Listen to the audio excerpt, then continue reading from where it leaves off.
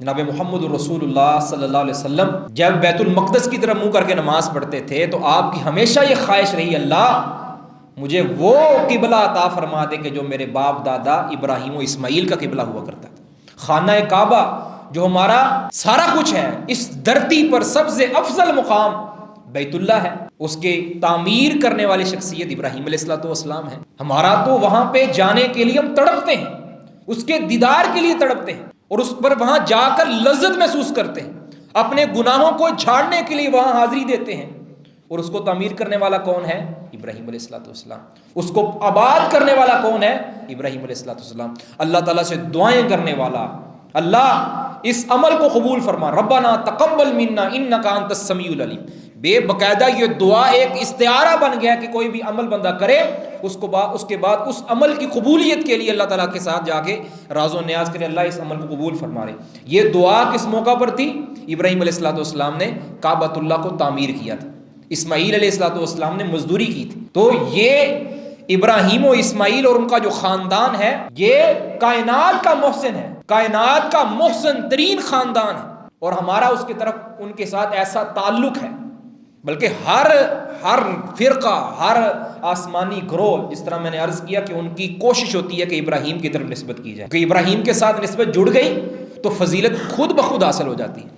حتیٰ کہ جناب محمد رسول اللہ صلی اللہ علیہ وسلم کو بھی کہا گیا ان اتبع ملت ابراہیم حنیفا، کہ اے نبی آپ نے بھی ابراہیم کی ملت کا اتباع کرنا ہے، ان کی ملت کی پیروی کرنی۔ حنیفا، ابراہیم علیہ السلام کے مختلف اوصاف بیان ہوئے ہیں قرآن و سنت میں، اس میں سے ایک حنیفا۔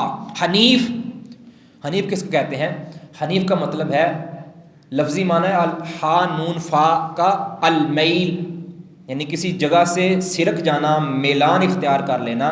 تو ابراہیم علیہ السلام کے لیے جب یہ لفظ استعمال ہوتا ہے تو مطلب ہے المیل من الشرک الی الحق، کہ شرک سے حق کی طرف جو اپنے آپ کو مائل کر چکا ہو اس کو حنیف کہتے ہیں، یعنی جس کے اندر شرک نہ ہو۔ وما کان من المشرکین، اور وہ مشرک نہیں تھے۔ اللہ تعالیٰ نے یہ کیوں کہا کہ وہ شرک سے میلان اختیار کیے ہوئے تھے، ان کا شرک کے ساتھ کوئی تعلق نہیں تھا اور وہ مشرکوں میں سے نہیں تھے؟ اللہ نے کیوں فرمایا؟ اس کی وجہ یہ ہے کہ یہودی کہتے تھے ابراہیم علیہ السلام ہمارے عقیدے پر ہیں، عیسائی کہتے تھے ہمارے عقیدے پر ہیں، حتیٰ کہ مشرکین عرب کے جن کو قرآن نے صراحت کے ساتھ مشرک قرار دیا اور کافر قرار دیا ہے، وہ بھی دعویٰ کرتے تھے کہ ابراہیم علیہ السلام ہماری ہی طرح کے عقیدے پر تھے۔ بلکہ آپ حیران ہوں گے، صحیح بخاری کے اندر کئی ایک روایات موجود ہیں کہ انہوں نے جو کعبۃ اللہ کے اندر 360 بت نصب کیے تھے، ان میں سے ایک بت اسماعیل علیہ السلام کا تھا اور ایک بت سیدنا ابراہیم علیہ السلام کا، یعنی ان کی نسبت کیا تھی کہ ہماری نسبت ابراہیم کے ساتھ جڑ جائے، وہ سمجھتے تھے۔ اللہ تعالیٰ فرماتے ہیں کہ مشرکو، کوئی کہتا ہے عزیر اللہ کا بیٹا ہے، کوئی کہتا ہے عیسیٰ علیہ السلام اللہ کا جز ہے، تم تو سارے مشرک ہو، ابراہیم کا تمہارے ساتھ کوئی تعلق نہیں۔ ما کان ابراہیم یہودیا ولا نصرانیا ولکن کان حنیفا مسلما، ابراہیم نہ یہودی تھے، نہ نصرانی تھے، نہ مشرک تھے، وہ تو حنیف تھے، یکسو تھے، رب کی طرف متوجہ ہونے والے، ایک اللہ، ایک یکتا کو ماننے والے، وہ تو یکتا پرست تھے۔ تم ہر ڈھیری کے اوپر جا کر اپنی گردن رکھ دیتے ہو، تم نے شر کا الگ الہ بنایا ہوا ہے، خیر کا الگ الہ بنایا ہوا ہے، اولاد کے لیے کسی کو پوچھتے ہو، بارش کے لیے کسی کو پکارتے ہو، رزق کے فراوانی کے لیے کسی اور کی دعائی دیتے ہو، تمہارا ابراہیم کے ساتھ تعلق کیا؟ ان اول الناس بابراہیم للذین اتبعوہ وہذا النبی والذین آمنوا، ابراہیم کے ساتھ تعلق اس کا ہے جس نے ابراہیم کی مانی ہے، اور یہ پیغمبر جناب محمد رسول اللہ اور پیغمبر جناب محمد رسول اللہ کے ماننے والے یہ ابراہیمی کہلوانے کے حقدار ہیں، یہ ابراہیم کے قریبی ہیں۔ ہر کوئی ابراہیم کہلوانے، ابراہیمی کہلوانے سے۔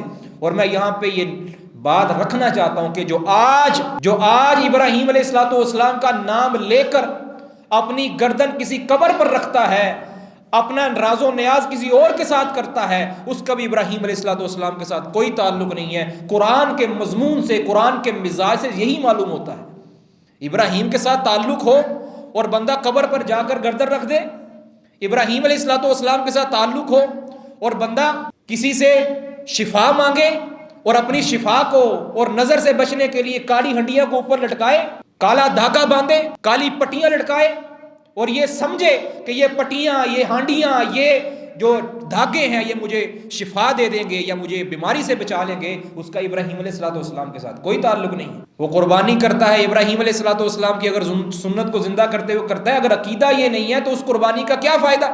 وہ محض گوشت ہے۔ اگر قربانی قبول کروانی ہے، نمازیں قبول کروانی ہے، اگر روزے قبول کروانے ہیں، اگر ابراہیم کے ساتھ سچی نسبت جوڑنی ہے تو سب سے پہلے ابراہیم علیہ الصلوۃ والسلام کا عقیدہ اپنانا۔